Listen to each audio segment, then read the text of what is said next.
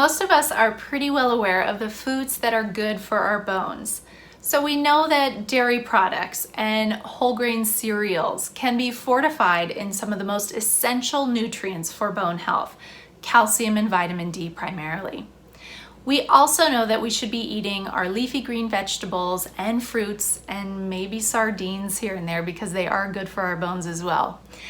But what about the foods that aren't so great for our bones if we have osteoporosis?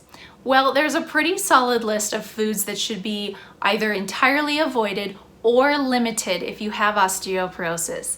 So this video is going to look at what not to eat if you have osteoporosis.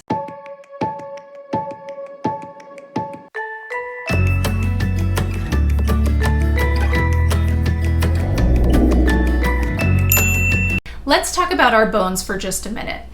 Our bones are living tissues. They're constantly breaking down and building back up. We reach our peak bone density in our 20s, and at that point, our bone density starts to decline. Now, globally, 1 in 3 women are at risk for fracture due to osteoporosis compared to 1 in 5 men.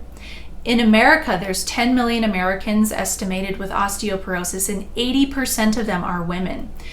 So the reason behind this that we suspect is estrogen primarily. So women have naturally thinner bones compared to our male counterparts, and estrogen plays an important role in bone remodeling and regrowth.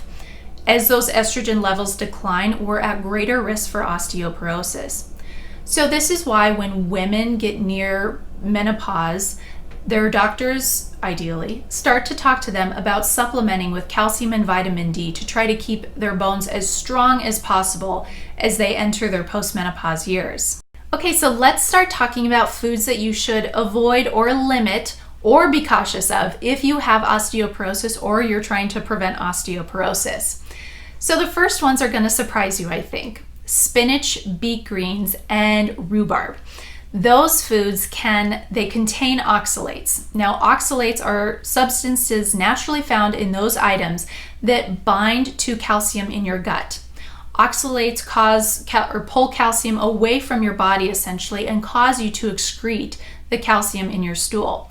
So you don't get the benefit of the calcium from those vegetables.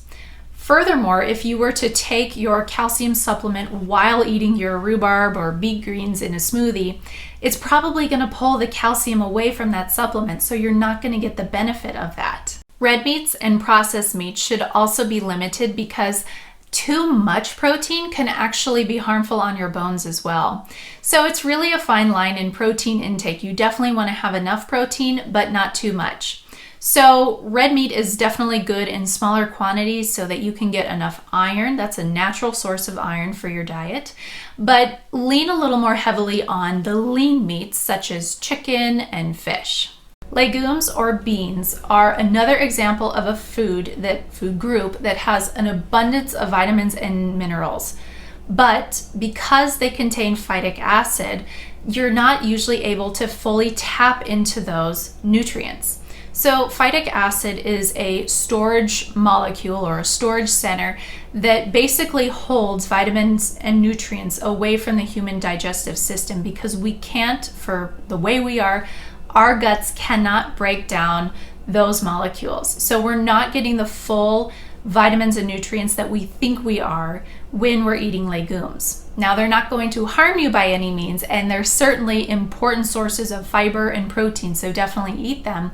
But just be aware you're probably not going to get a good amount of, say, calcium when you're eating legumes. Much like legumes, wheat bran also blocks calcium absorption in the gut.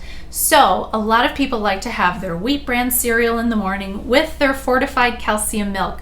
But unfortunately, the phytates in the wheat bran blocks your ability to absorb the calcium from the milk. Also, a lot of people like to take their supplements at the same time as having their morning cereal. So make sure, if you're going to take your calcium supplements, try to space it out 2 hours either before or after if you're having breakfast cereal or any of the other foods mentioned thus far. The final 3 food groups or food items probably won't surprise you, but salty foods, caffeinated beverages, and alcohol can all increase your risk for osteoporosis.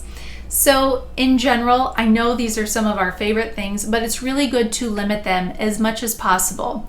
For example, with alcohol, there's been numerous studies that have shown that the more you drink, the more likely you are to have an osteoporotic fracture.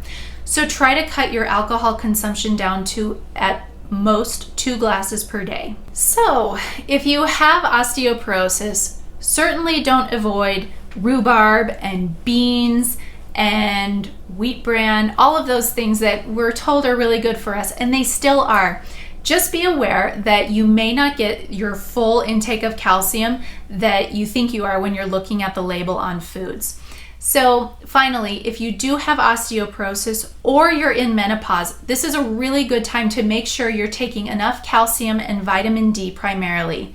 They are the building blocks for our bones, and women are at increased risk for osteoporotic fractures, which can definitely impact our quality of life later on. So make sure that you are meeting with your doctor to ensure that you are getting your daily value for both of those items.